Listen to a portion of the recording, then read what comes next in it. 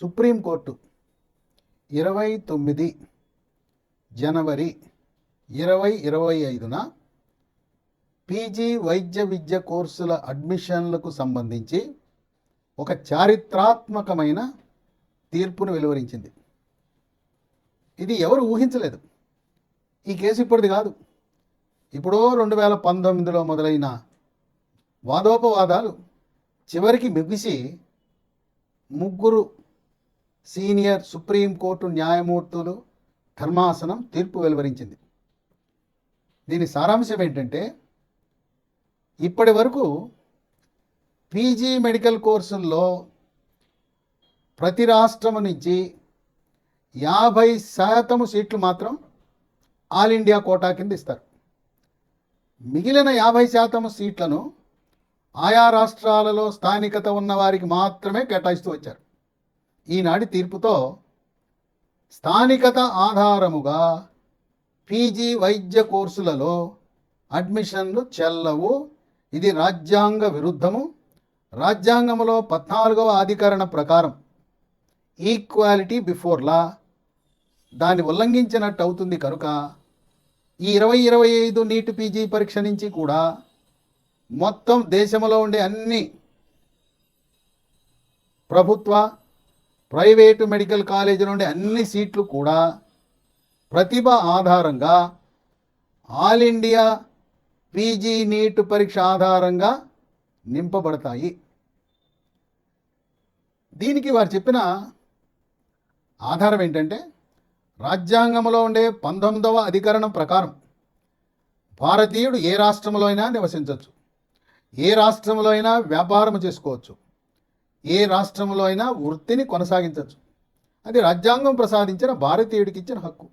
అలాంటప్పుడు ఉన్నత వైద్య విద్యలో పీజీలో కేవలం ఈ రాష్ట్రంలో నివసించిన వారికి, ఈ రాష్ట్రంలో చదువుకున్న వారికి, ఇక్కడ స్థానికత సర్టిఫికెట్ డొమిసైల్ ఉన్న వారికి ఇవ్వటం అనేది రాజ్యాంగము ఒప్పుకోదు అని చెప్పి ఖరాఖండిగా స్పష్టమైన తీర్పిచ్చారు.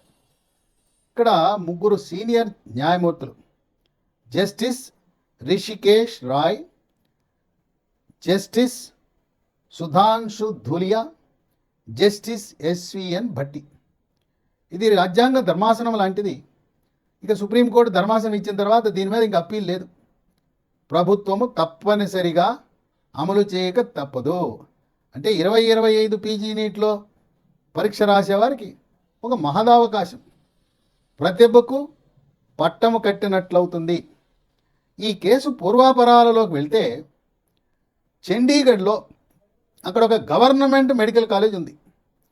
ఆ చండీగఢ్ ప్రభుత్వము, పంజాబు హర్యానా ప్రభుత్వాలు ఈ గవర్నమెంట్ మెడికల్ కాలేజీలో పీజీ సీట్లు కేవలం ఇక్కడ పంజాబు హర్యానా స్థానికత ఉన్న వారికి మాత్రమే ఇస్తాము, ఇతర రాష్ట్రాల వారికి పీజీ అడ్మిషన్లు ఇవ్వము అని చెప్పి ఆ రాష్ట్ర ప్రభుత్వము గెజిట్ ద్వారా నిర్ణయం తీసుకుంది.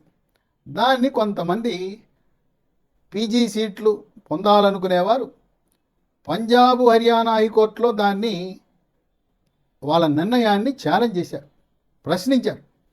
ప్రశ్నిస్తే విద్యార్థులకు అనుకూలంగా ఈ చండీగఢ్లో ఉండే గవర్నమెంట్ మెడికల్ కాలేజీలో పీజీ సీట్లను స్థానికత ఆధారంగా కేవలం ఈ రాష్ట్రాల వారికే ఇవ్వటము రాజ్యాంగ విరుద్ధమని పంజాబ్ హర్యానా హైకోర్టు తీర్పునిచ్చింది. దాని మీద కొంతమంది ఆ రాష్ట్రానికి చెందిన విద్యార్థులు, పంజాబ్ హర్యానా స్థానికత కలిగి స్థానికత వల్ల కొంత లాభము పొందే విద్యార్థులు సుప్రీంకోర్టును ఆశ్రయించారు. సుప్రీంకోర్టులో 2019ని ఆశ్రయించారు. అప్పుడు ఈ కేసుని మొదట్లో 2 న్యాయమూర్తుల బెంచ్కి వెళ్ళింది.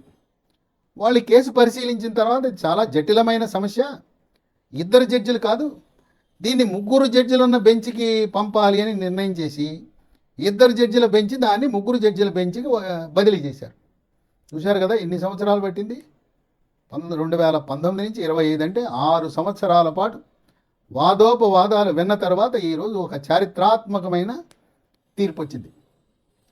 అంటే 100కి 100 పాళ్ళు ఏ రాష్ట్రంలో ఉన్న పీజీ సీట్లైనా అది భారతీయుడు, భారతదేశంలో చదువుకున్న ఎంబీబీఎస్ చదువుకున్న ప్రతి ఒక్కరికి కూడా అర్హత ఉంటుంది. పీజీ నీట్లో మార్కులు ర్యాంకులే ప్రాతిపదిక అని చెప్పి తీర్పిచ్చారు. భారతదేశంలో సుమారుగా ఒక 50,000 పీజీ సీట్లు ఉన్నాయి. దీని కొరకు 3 లక్షల మంది ఎంబీబీఎస్ పూర్తి చేసిన వారు పోటీ పడుతూ ఉంటారు. కొంతమందికి అనుమానం రావచ్చు. దాని మీద కూడా స్పష్టత ఇచ్చింది సుప్రీంకోర్టు.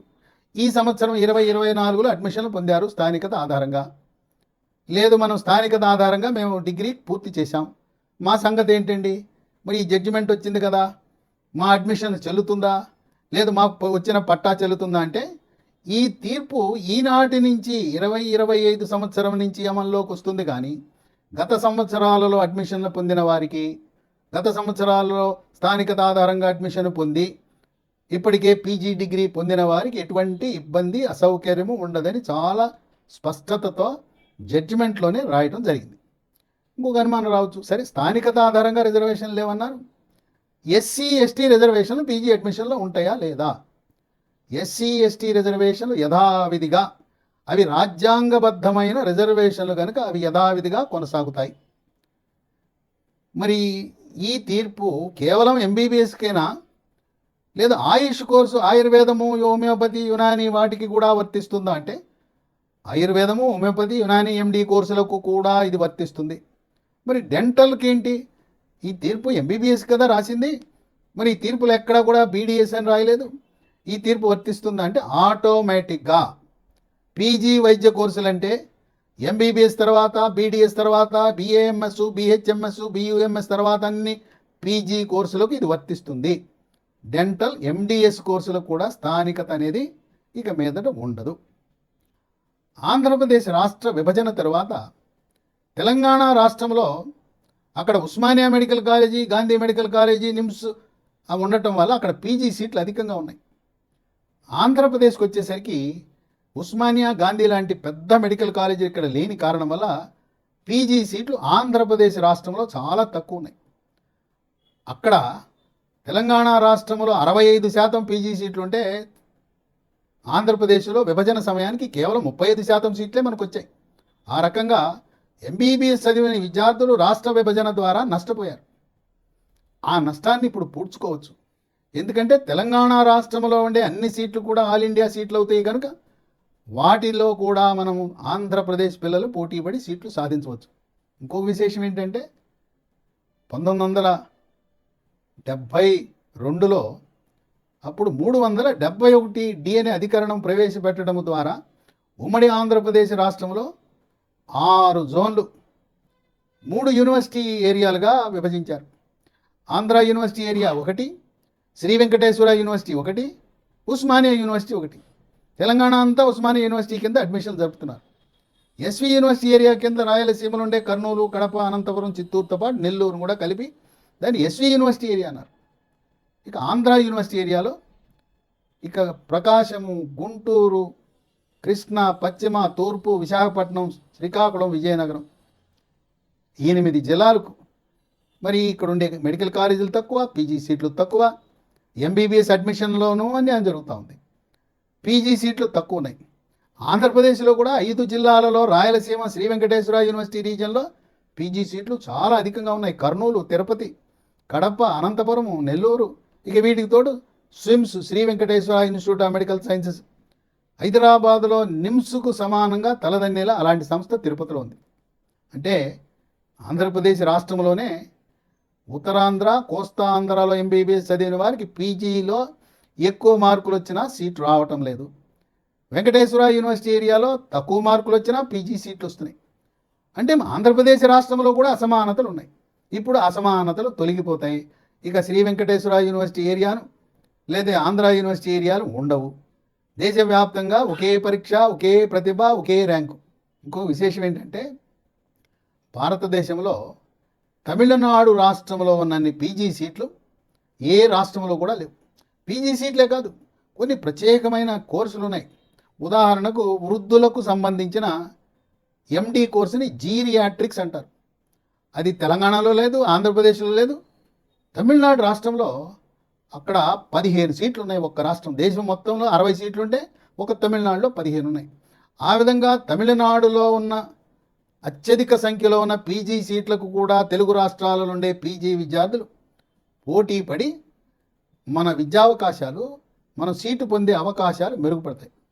నేను గతంలో 7 సంవత్సరాల పాటు మెడికల్ కౌన్సిల్ ఆఫ్ ఇండియా సభ్యుడిగా ఉండి ఈ యొక్క అడ్మిషన్ల ప్రక్రియ, కాలేజీల స్థాపన, ప్రమాణాల నిర్వహణ ఇవన్నీ కూడా కూలంకషంగా అధ్యయనం చేశాను. ఇప్పుడు దీని గురించి తల్లిదండ్రులకు కానీ, లేదు ఎంబీబీఎస్ చదువుతున్న విద్యార్థులు, పూర్తి చేసిన విద్యార్థులు, 20-25 నీట్ పరీక్ష రాస్తున్న డాక్టర్లకు ఏమైనా అనుమానాలుంటే నా నంబర్లు ఇస్తాను. మీరు నాకు వాట్సాప్లో మెసేజ్ పెట్టచ్చు, లేదు ఫోన్ చేసి దీని గురించి ఇంకా స్పష్టత మీరు పొందొచ్చు.